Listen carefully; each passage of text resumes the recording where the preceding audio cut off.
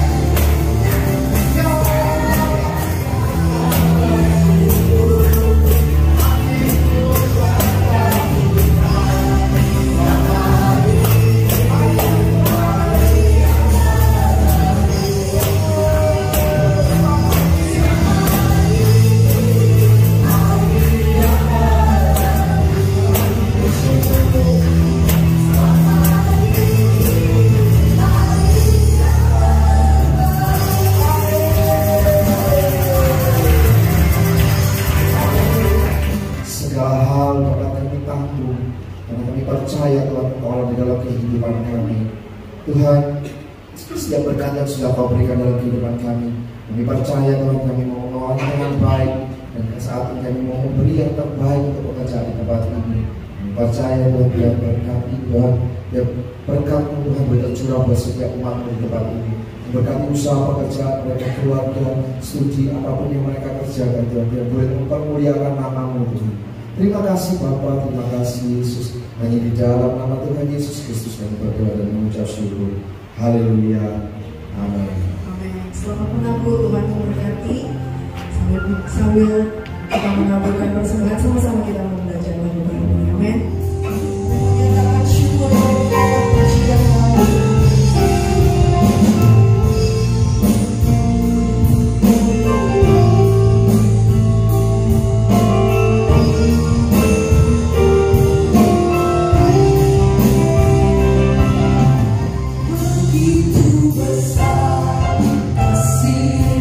Bapa, kami akan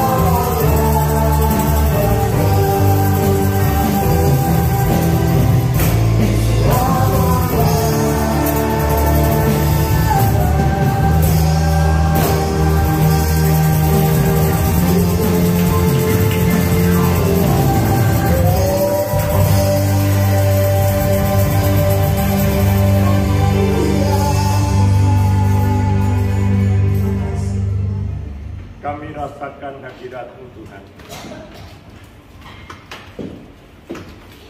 Kami rasakan hadirat-Mu ada di tengah pujian dan penyembahan kami. Tidak ada kata lain kecuali kami mengucap syukur dan terima kasih. Pagi hari yang indah ini Bapa, kalau kami ada di tempat ini dalam keadaan sehat walafiat, karena kasih karunia yang Tuhan berikan dalam hidup kami. Karena pada pagi hari yang indah ini Tuhan, kami yang ada di tempat ini, kami boleh merasakan sukacita yang luar biasa. Hati kami dipenuhi dengan kegirangan, karena pada hari ini kami telah merayakan hari kebangkitan Kristus dalam hidup kami. Terima kasih Bapa. Urapi hamba-Mu dengan urapan kuasa Allah, agar firman yang kami taburkan boleh menjadi kekuatan dalam hidup kami. Di dalam nama Tuhan Yesus kami alaskan segala doa dan permohonan kami. Haleluya. Amin. Shalom Bapak Ibu.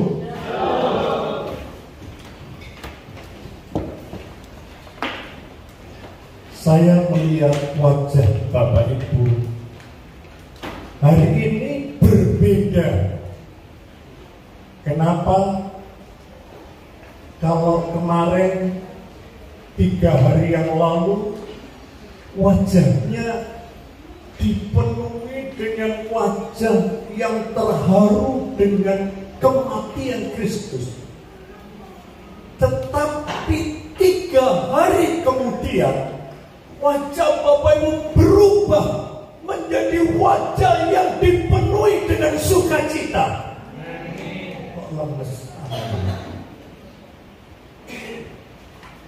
Wajah yang dipenuhi dengan sukacita, itu wajahnya kelihatan seperti buah melon.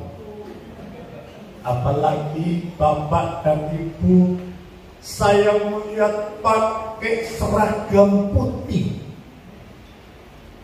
Saya bersyukur kepada Tuhan. Saya mulai membayangkan betapa senangnya hati Tuhan melihat jemaat Tuhan yang pakai seragam putih-putih. Bapak Ibu jemaat Tuhan yang kekasih, ekspresi wajah itu menentukan sikap hidup kita. Menurut penelitian seorang dokter, ekspresi wajah yang sukacita, orangnya suka tertawa.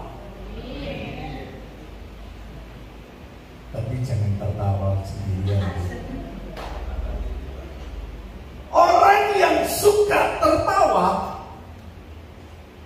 itu ternyata bisa menghilangkan penyakit darah tinggi. Tidak percaya. Orang yang ekspresi wajahnya itu sumeh, orang Jawa bilang. Ketemu orang tertawa. Itu segala penyakit hilang dengan sendirinya. Apalagi mereka yang punya gula darah. Mohon maaf, selama berpuasa badan saya turun drastis. Kemarin saya timbang 68 dari 76. Orang yang punya penyakit gula itu ketika Bapak Ibu punya ekspresi wajah yang penuh dengan sukacita, Bapak Ibu selalu sumeh, ketemu orang tertawa, itu kadar gula.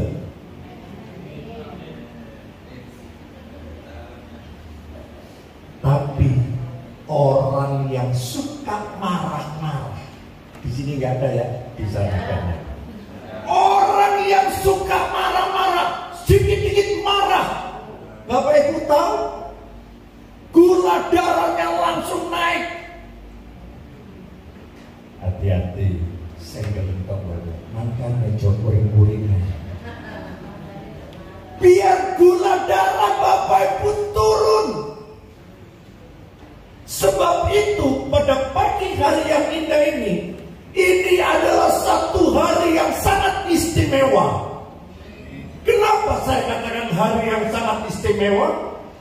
Karena hari ini kita sedang memperingati hari Paskah, di mana hari Paskah adalah hari kebangkitan Kristus.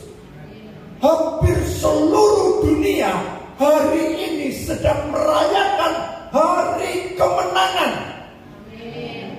Kok cuma sebelah kiri saya, kanannya mana?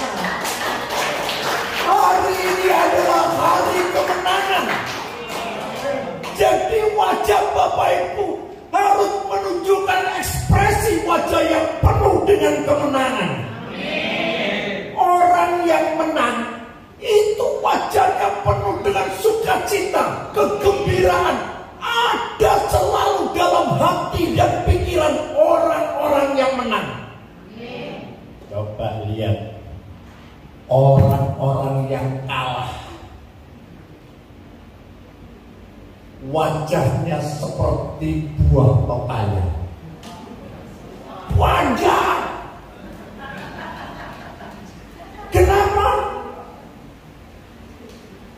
Hidupnya penuh dengan kegagalan. Orang yang kalah itu ekspresi wajahnya seperti orang yang tidak punya pengharapan. Ketemu orang,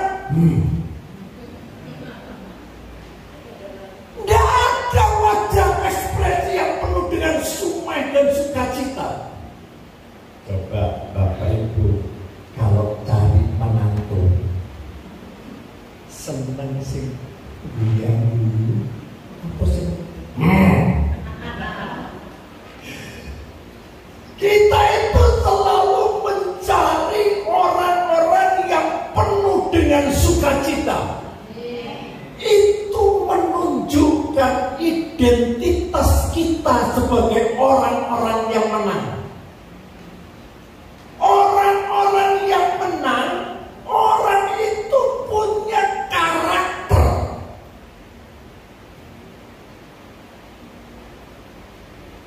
Hampir seluruh dunia, bahkan Bapak Ibu yang ada di tempat ini, semuanya itu ngerti. Hari ini adalah hari Paskah. Hari ini adalah hari kebangkitan Kristus. Bahkan anak-anak sekolah minggu tahu pelajarannya tentang hari kebangkitan Kristus. Bapak Ibu, ketika kita memperingati sebuah peristiwa yang tidak akan ada di seluruh dunia, orang mati bisa dibangkitkan.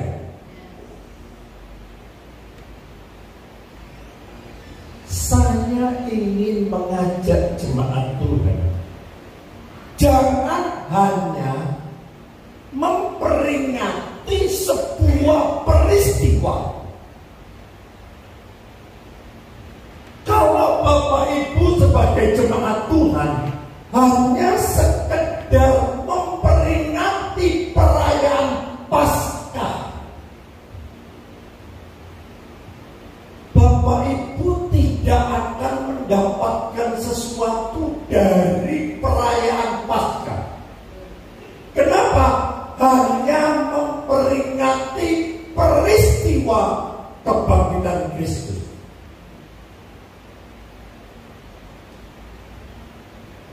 Mungkin di antara jemaat Tuhan sudah hafal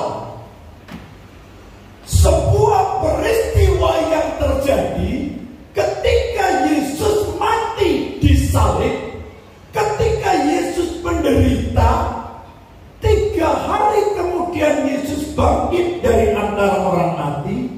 Kubur itu kosong, batu bisa terguling. Ini cerita anak-anak sekolah minggu. Tetapi saya tidak akan membahas peristiwa di mana Yesus bangkit. Tetapi saya ingin bagaimana jemaat Tuhan itu bisa mengalami kuasa kebangkitan Kristus. Ya cuma pelik. Bapak Ibu tolong diperhatikan. Kalau Bapak Ibu hanya memperingati peristiwa kebangkitan Yesus, itu hanya dengar cerita, betul? Kalau kita itu sebagai orang yang percaya kepada Tuhan hanya memperingati peristiwa kebangkitan Kristus, itu sekedar pengetahuan.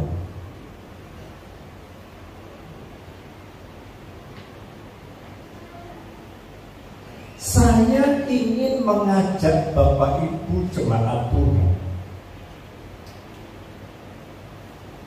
apa yang Bapak Ibu dapatkan dari sebuah peristiwa yang tidak pernah ada di seluruh dunia ini.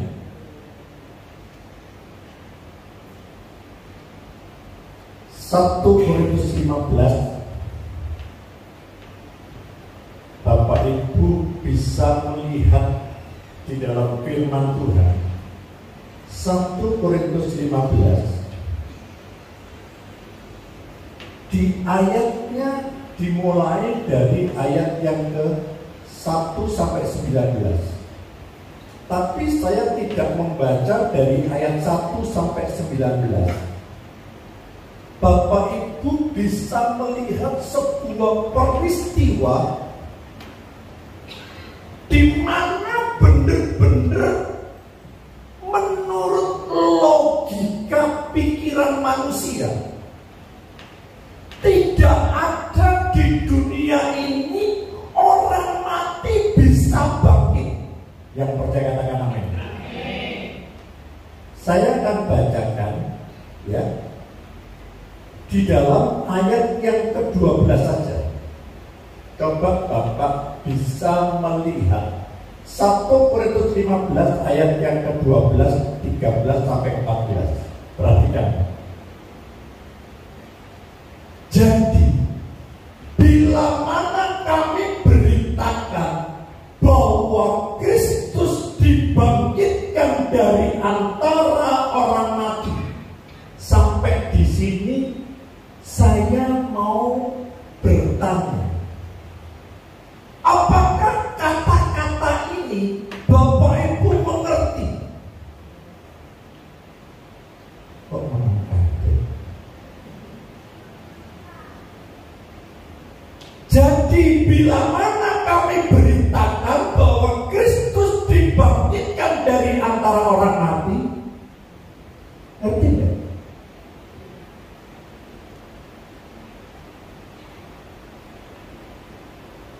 Selanjutnya, bagaimana mungkin ada di antara kamu yang mengatakan bahwa tidak ada kebangkitan orang mati? Semua orang itu mengatakan, dia ngomong mati so ditangekno. Betul? Semua orang mengatakan tidak ada orang yang mati bisa dibangkitkan. Lanjut ayat yang ke-13. Coba Bapak Ibu lihat.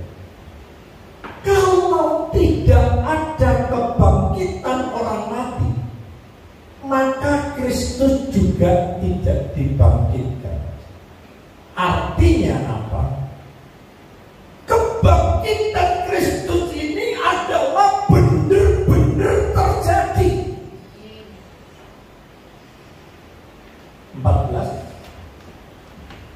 Tetapi andai kata Kristus tidak dibangkitkan, maka sia-sialah pemberitaan kami dan sia-sialah juga kepercayaan kami.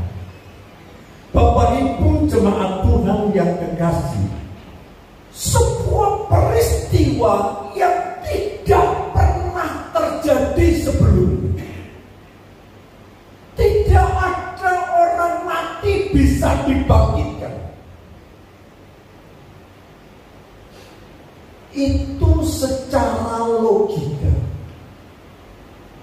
Tetapi apa yang Tuhan kerjakan dari hidup kita saat ini, bahwa memang benar Kristus itu dibangkitkan dari kematian. Dan ini dibuktikan bukan hanya sekedar dongeng dan cerita. Ini benar-benar dibuktikan bahwa Yesus itu bangkit dari kematiannya. Buktinya kuburnya kosong, batunya terguling. Itu salah satu bukti yang nyata. Bukan hanya kubur yang kosong, tetapi Yesus juga menampakkan dirinya kepada Kefas ketika dia mengadakan perjalanan ke Emmaus. Yesus juga menampakkan dirinya kepada murid-muridnya. Bahkan ada salah satu murid yang tidak percaya. Sebelum aku menunjukkan jariku kepada lubang bekas tangan Yesus yang kena paku, aku tidak percaya. Di saat seperti itulah Yesus menampakkan dirinya kepada Thomas. Dan Thomas percaya Yesus benar-benar bangkit dari antara orang. Bukan hanya kepada murid-muridnya, Yesus juga menampakkan dirinya kepada 500 orang. Bapak Ibu jemaat Tuhan yang berkasih, saya yakin dan percaya seluruh jemaat Tuhan yang ada di tempat ini semuanya yakin dan percaya bahwa Yesus sudah bangkit. Amin. Pertanyaannya, apakah yang dapat Bapak Ibu rasakan? Kebangkitan Kristus itu berdampak dalam diri saudara atau tidak?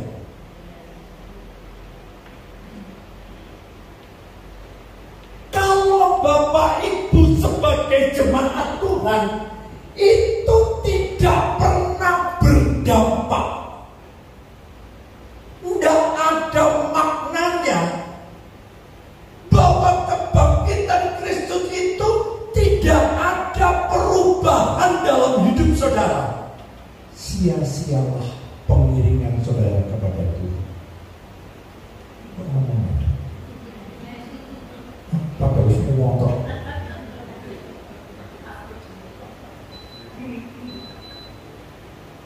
Pasca itu artinya menurut bahasa Ibrani Pesach. Artinya bahasa Indonesianya sudah lewat. Pasca itu sudah terlewatkan. Peristiwa Pasca itu mengingatkan bahwa bangsa Israel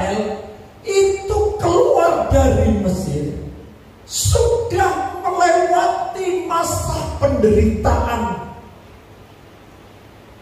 Peristiwa Paskah itu terjadi pada diri Yesus, melewati penderitaan, melewati salib, melewati kematian.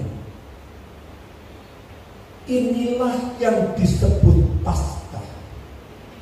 Jadi Paskah itu, Yesus itu sudah melewati penderitaan, melewati salib, melewati kematian. Dan saat itu Yesus sudah bisa mengalahkan yang namanya segala persoalan hidupnya. Lewat semuanya. Mau sih lewat Pak? Betul kamu.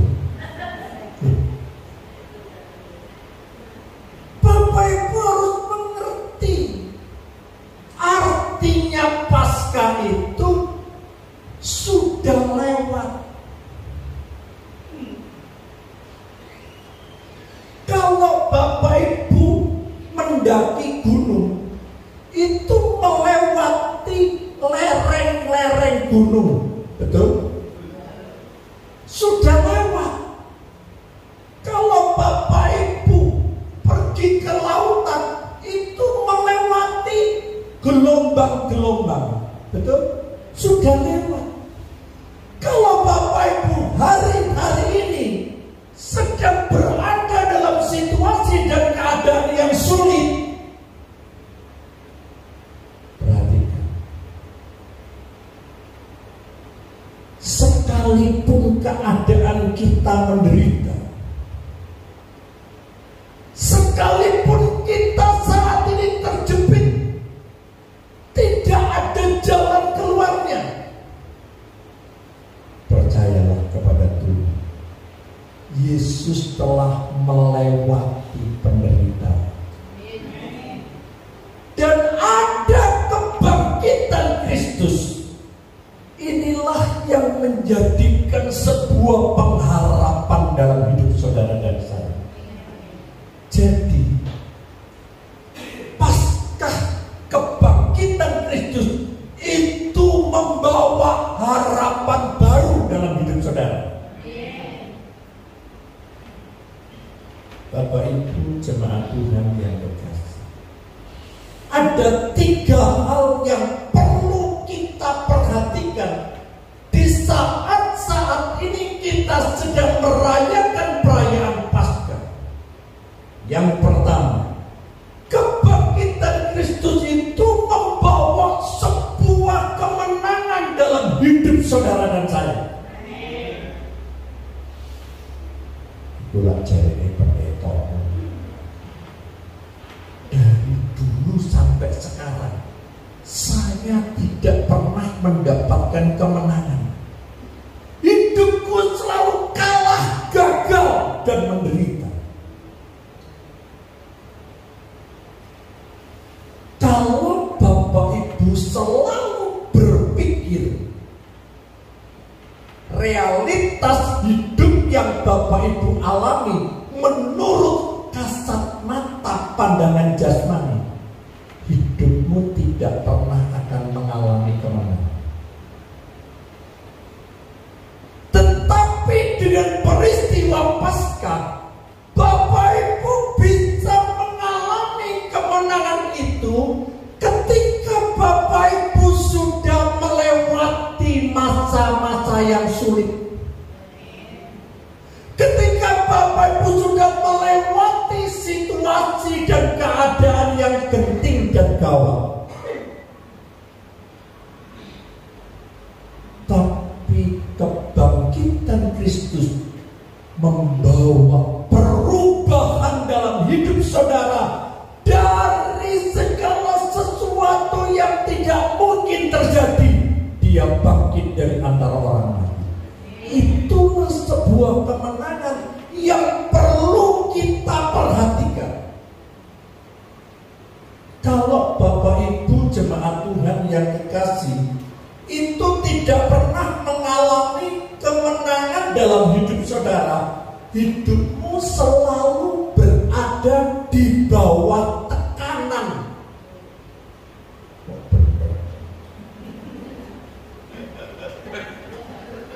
Ya memang kenyataannya alami ya begitu. Tetapi Bapak Ibu harus bisa memaknai pasca itu sudah lewat. Bagaimana Bapak Ibu bisa mengalami kemenangan seperti apa yang Yesus alami?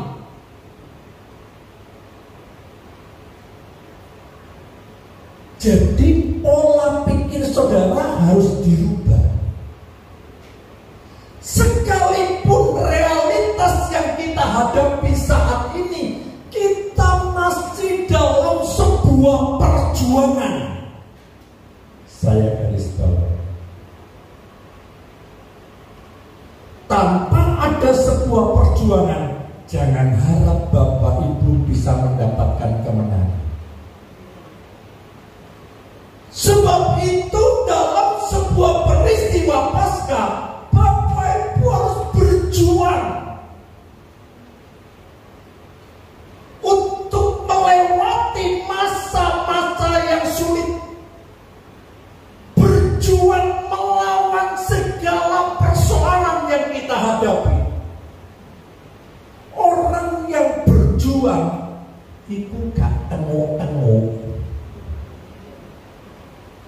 Orang yang berjuang itu ada sebuah tindakan, keberanian melangkah dengan iman.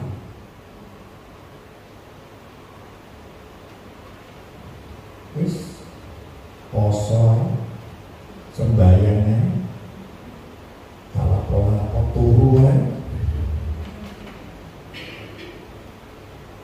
itu tidak menunjukkan karakter Kristus. Bagaimana perjuangan Yesus ketika dia melewati penderitaan. Bagaimana penderitaan itu ketika dia pikul salib harus dilewati. Artinya kita harus berjuang melawan segala sesuatu dalam hidup kita. Dan Bapak Ibu harus yakin bahwa setiap perjuangan yang kita kerjakan itu diakhiri dengan kemenangan. Jadi Bapak Ibu harus punya pola pikir positif thinking. Kalau Bapak Ibu punya hubungan yang intim dengan Tuhan, Bapak Ibu setiap hari baca firman Tuhan, maka Yohanes 10 ayat 10b mengatakan,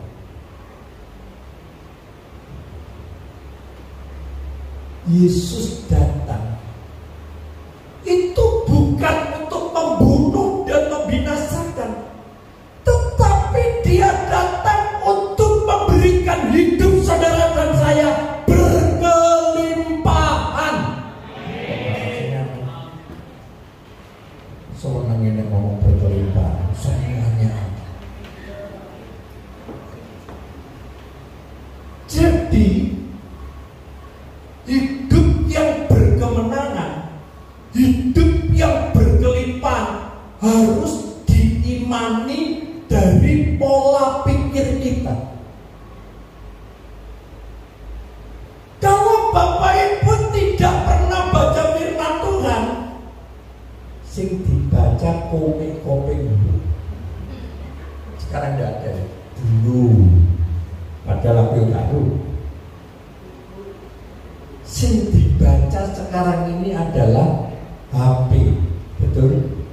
Berita hoax. Bagaimana Pak Gembala kita merayakan perayaan Paskah, sedangkan hari-hari ini saya sedang bergumul dalam situasi dan keadaan yang sangat sulit. waktu yang lalu banjir di mana-mana. Bersyukur kepada Tuhan, Jombang nggak pernah banjir. Bapak Ibu lihat di depan, itu tanggulnya jebol, betul? Beberapa waktu yang lalu sampai 3 meter, betul?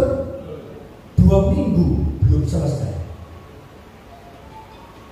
Belum lagi kemarin digoncang dengan gempa bumi di Tuban, betul?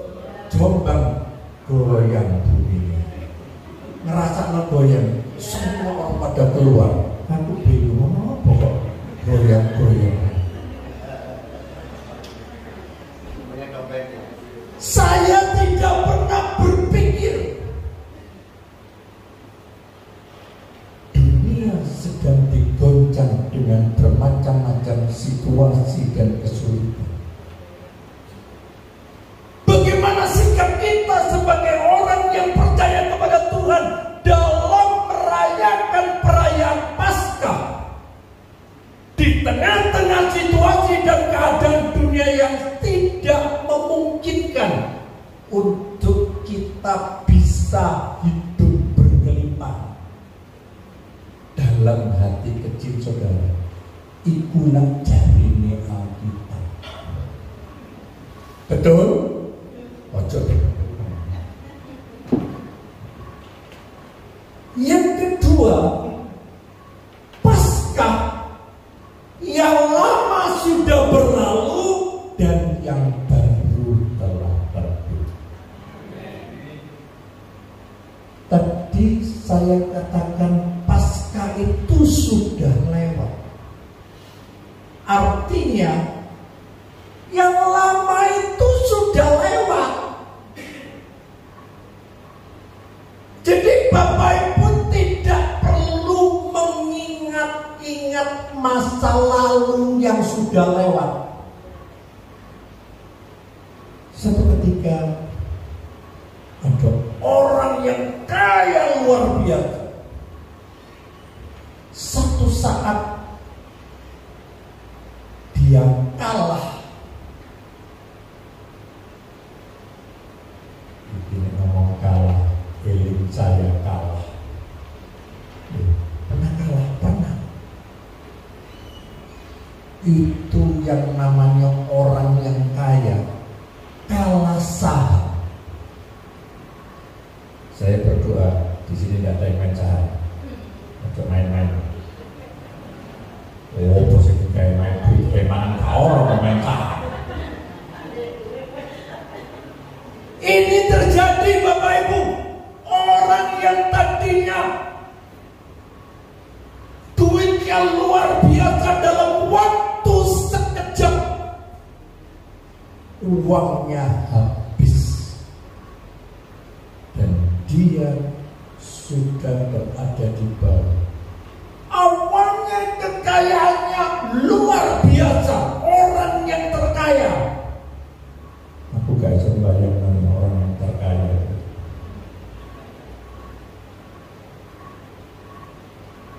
Tapi di saat itu harga sahamnya turun, habis semua uang. Opo gak sukses.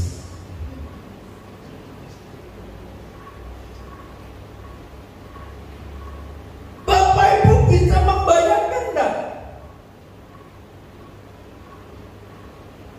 Orang yang tadinya punya kekayaan tiba-tiba bangkrut.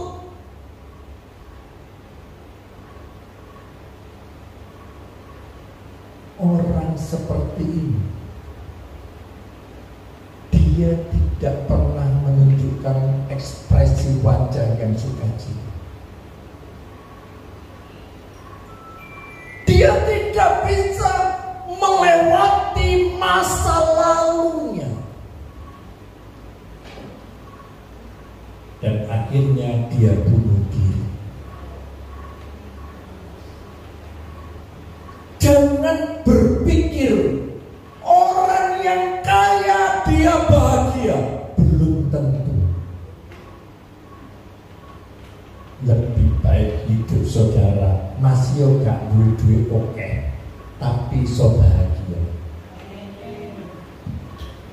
Jadi pasca itu adalah yang lama sudah berlalu dan yang baru sudah datang. Kita buka 2 Korintus 15 ayat yang ke-7.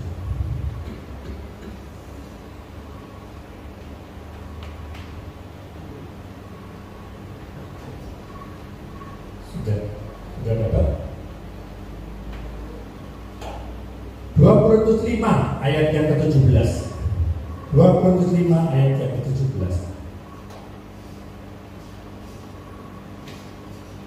Jadi siapa yang ada di dalam Kristus, perhatikan, saya dan saudara ada dalam Kristus. Amin.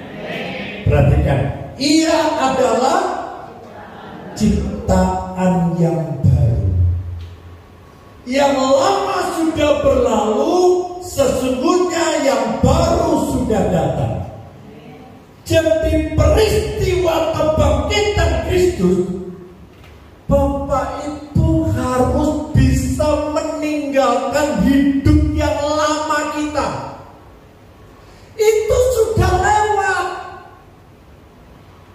sudah berlalu. Ojo dipikiri terus. Ada orang yang gagal, sedino gak mana, sumpah. Di sini tidak ada yang di sana. Kita kenapa? Gak ngerti kok. Akan diterima, bukan diterima pacaran, bukan diterima.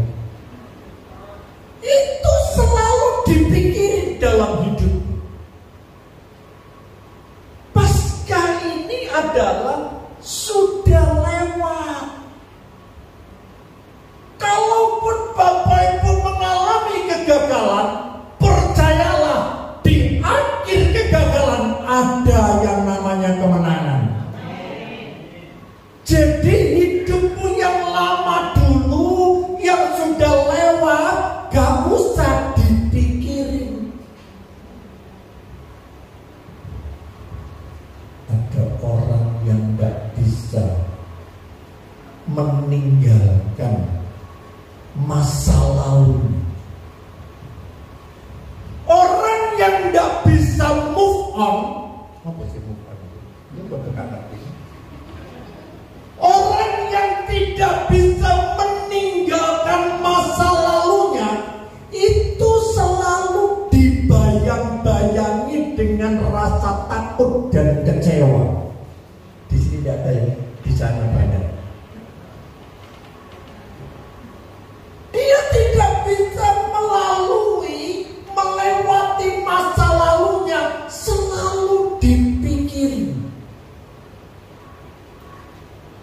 Peristiwa pasca hari ini, Bapak Ibu harus bisa lewat dari setiap masa lalu kita. Kita sekarang ini sudah menjadi murid Kristus. Hidup saudara itu sudah diperbaharui. Orang yang menang itu tidak pernah mengingat masa lalunya. Orang yang menang itu selalu memikirkan masa depan. Kebangkitan Kristus itu membawa perubahan pola pikir saudara dan saya, bahwa sejak Yesus bangkit dari antara orang mati, Bapak Ibu punya pengharapan yang baru. Jadi orang yang punya pengharapan itu enggak stres. Orang yang memikirkan masa lalunya itu orang yang tidak punya pengharapan. Tapi orang yang bisa move on, yang bisa meninggalkan masa lalunya, orang ini selalu punya pengharapan yang baru. Kenapa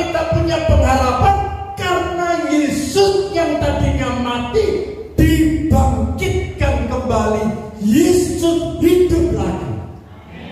Dan ketika Yesus hidup, Bapak, Ibu, dan saya punya pengharapan. Terakhir, Paskah itu membawa sesuatu yang tidak mungkin terjadi bisa terjadi. Ini sekarang identik dengan situasi dan keadaan dunia yang saat ini sedang kritis. Kalau Bapak Ibu mendengarkan berita-berita di mass media, itu berita-berita yang sangat menakutkan.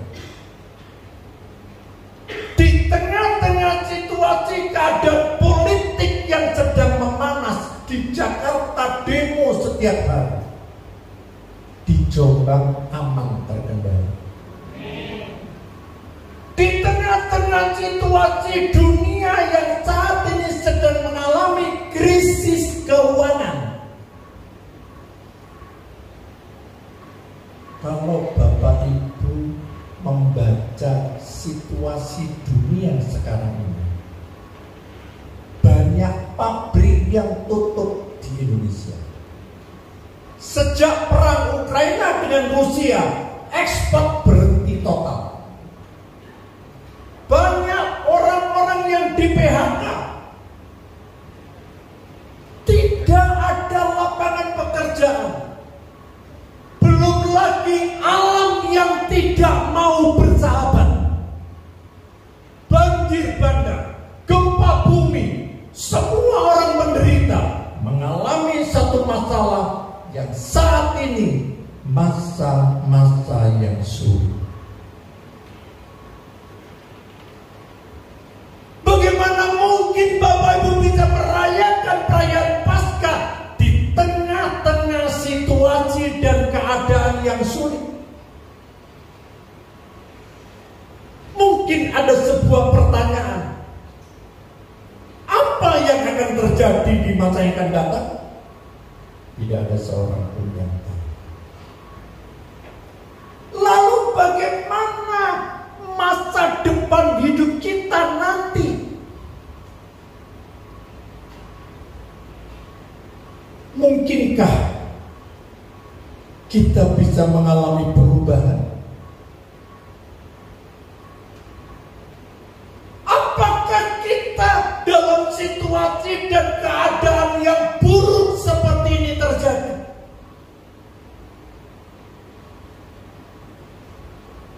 Lalu bagaimana sikap kita sebagai orang yang percaya? Ketika kita merayakan perayaan Paskah, kita tidak pernah mendapatkan sebuah kemenangan dalam hidup kita. Kita selalu bergumul dan selalu berjuang, tapi tidak pernah ada tanda-tanda kemenangan. Sebab itu banyak di antara orang-orang di seluruh dunia ini bunuh diri. Bapak Ibu, beberapa bulan yang lalu ada satu keluarga, bapak, ibu, dua anak terjun dari di mana? Apartemen lantai 21 di Jakarta, betul ya? Baca semua ya? Coba bayangkan. Kenapa ini bisa terjadi? Karena memang hari-hari ini hidup kita ini dipenuhi dengan masa-masa yang sulit. Bapak Ibu tahu ceritanya?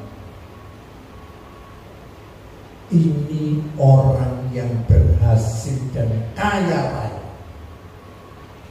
Kenapa dia menjatuhkan dirinya dari lantai 21 turun ke bawah? Seluruh keluarganya diajak bunuh diri karena beberapa waktu yang lalu kalah main saham.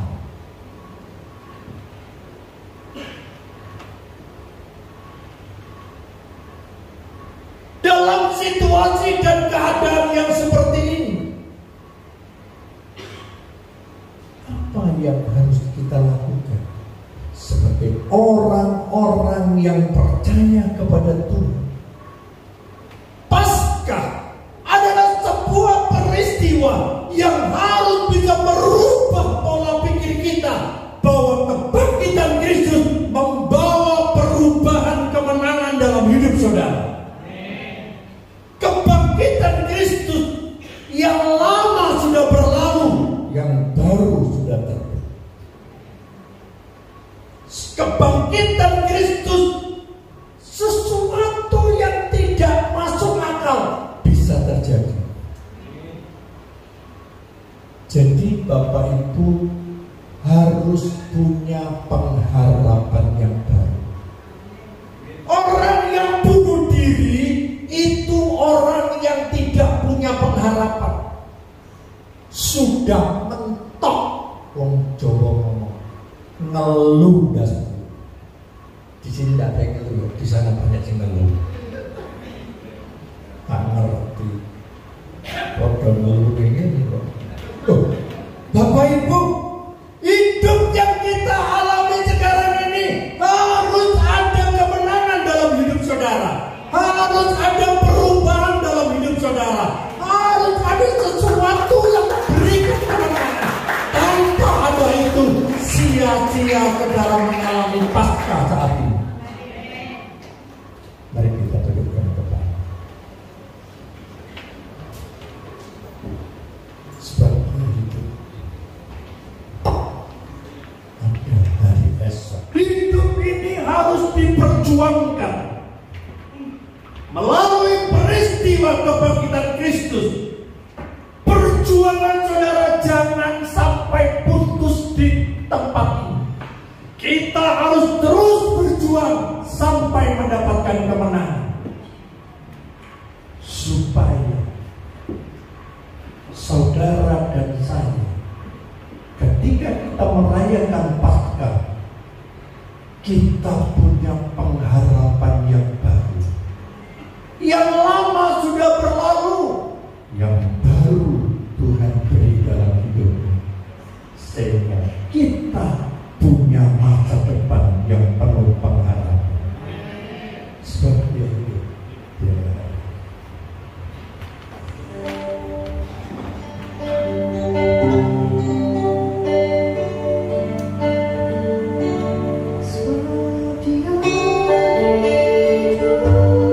Bapak Ibu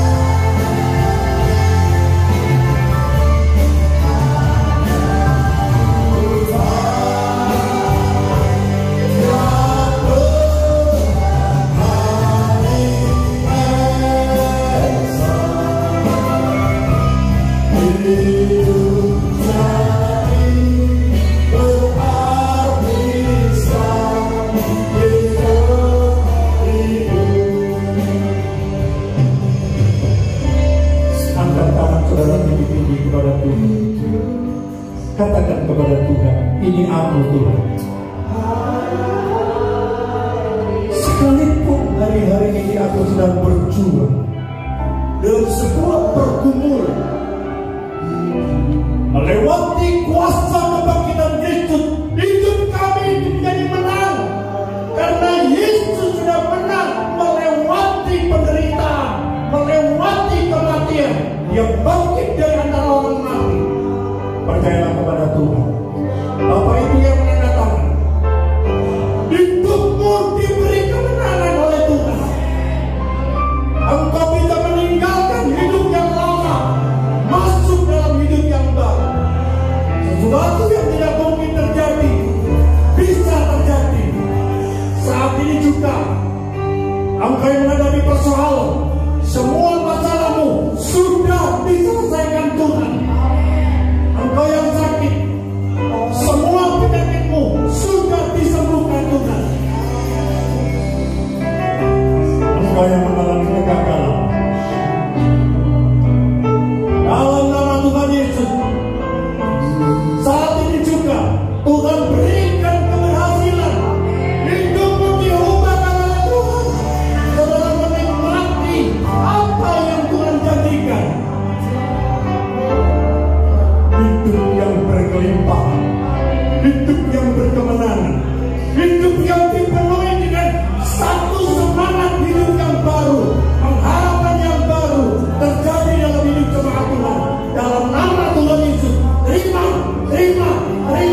kemenangan Tuhan, terima kuasanya, terima apa yang saat ini saudara rasakan.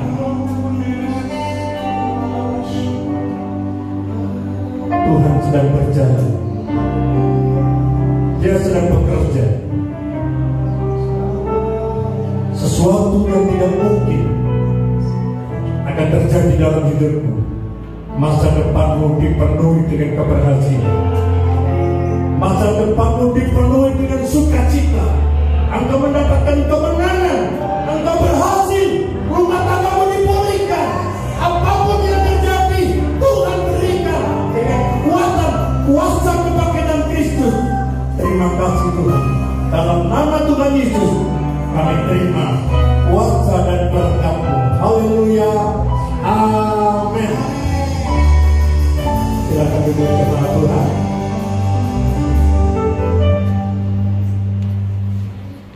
Ada pun.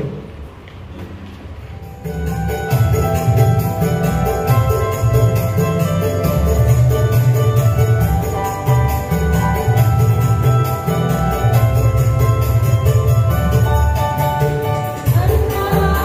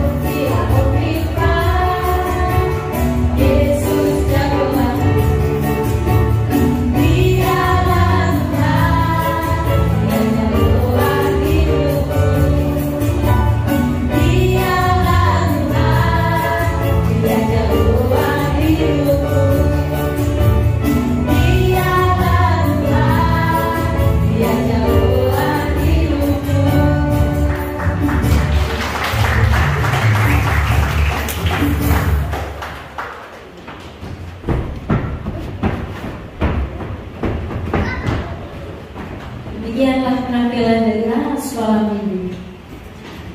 Sekarang kita akan menyaksikan penampilan dari Yuki Abri